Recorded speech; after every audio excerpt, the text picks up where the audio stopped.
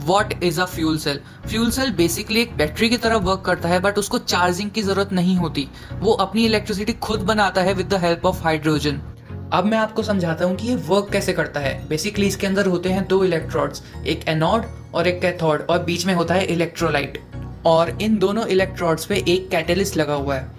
अब मैं आपको इसकी वर्किंग समझाऊंगा एक सिंपल एग्जांपल के साथ। अब स्टोरी ऐसी है कि जो हाइड्रोजन है वो एनोड साइड से बिना हेलमेट के स्कूटी चलाता हुआ निकलता है। उसको सामने दिखती है पुलिस, जो कि यहाँ पे है कैटलिस्ट। अब वो पुलिस उसको इतने डंडे मारती है कि उसके दो हिस्से हो जाते हैं, प्रोटॉन और इलेक्ट्रॉन। अब ये प्रोटॉन और इलेक्ट्रॉन अपनी जान बचाकर भागते हैं। इन दोनों को पहुंचना है दूसरी साइड, जो कि है कैथोड। और अब बीच में आता है तालाब, जो कि है इलेक्ट्रोलाइट। यहाँ पर इन दोनों में से सिर्फ प्रोटॉन को ही स्विमिंग आती है, तो वो तो तालाब से निकल जाता है दूसरी साइड जाने के लिए, पर इलेक्ट्रॉन बेचारा फंस जाता है। वो पूरा एक चक्कर काट के दूसरे सर्किट से आता है और प्रोटॉन से कैथोड वाली साइड मिलता है। अब कैथोड साइड पे इनको मिल जाता है इनका तीसरा साथी, जो कि है ऑक्सीजन। बट इनको वहां पे भी मिल जाती है पुलिस, जो कि कैथोड साइड का कैटलिस्ट है, और इनको मार मार के इनका पानी निकाल देती है। अब आप समझ ही गए होंगे कि फ्यूल के नाम पर जब हाइड्रोजन घुसता है फ्यूल सेल के अंदर एनोड साइड से, तो जो कैटलिस्ट है वो उसको दो हिस्सों में बांट देता है, प्रोटॉन्स और इलेक्ट्रॉन्स।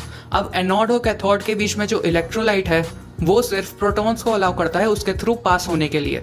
इसलिए इलेक्ट्रॉन्स को एक दूसरा रास्ता लेना पड़ता है, जो कि एक अलग सर्किट होता है। तो इलेक्ट्रॉन्स उस सर्किट से पास होते हुए कैथोड साइड पे प्रोटॉन से मिलते हैं, और वहीं इनको ऑक्सीजन की सप्लाई मिल जाती है। तो ये इलेक्ट्रॉन्स, प्रोटॉन्स और ऑक्सीजन तीनों मिलकर पानी बनाते हैं, जिसका फॉर्मूला है H2O।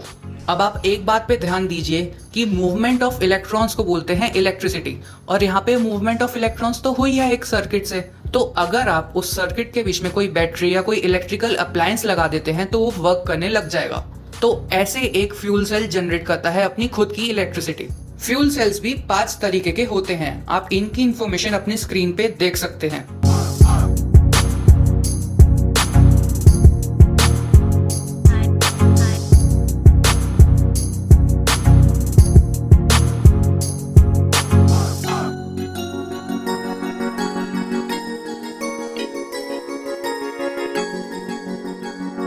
मोर और लेस ये सारे फ्यूल सेल्स एक ही तरीके से काम करते हैं, बस इनमें फर्क आता है कैटलिस्ट में, इलेक्ट्रोलाइट में, हाइड्रोजन और ऑक्सीजन की प्योरिटी में। बाकी कोई फर्क नहीं होता, इनकी वर्किंग एग्जैक्टली सेम होती है।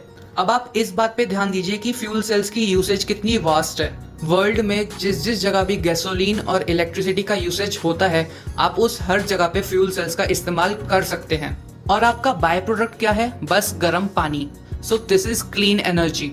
फ्यूल सेल्स का यूज आजकल कार्स में भी हो रहा है, तो वो मैं अपनी एक अलग वीडियो में कवर करूंगा। So this was my third video for the series a minute of tech. अगर आपको मेरी ये वीडियो पसंद आई तो इसको लाइक कीजिए और मुझे कमेंट करके बताइए कि आपको अगली वीडियो किस टॉपिक पे चाहिए। Thank you.